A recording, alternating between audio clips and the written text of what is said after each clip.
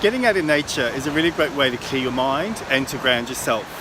I'm here at Watergoes Bay in Byron Bay, and I'm actually just enjoying the water and just sitting in the sun, smelling the fresh air, and actually really just connecting myself to my core. Sometimes we get consumed with our day-to-day life, especially work, and we forget just to really take appreciation of the beautiful world that we live in. I mean, this part of the world is awesome.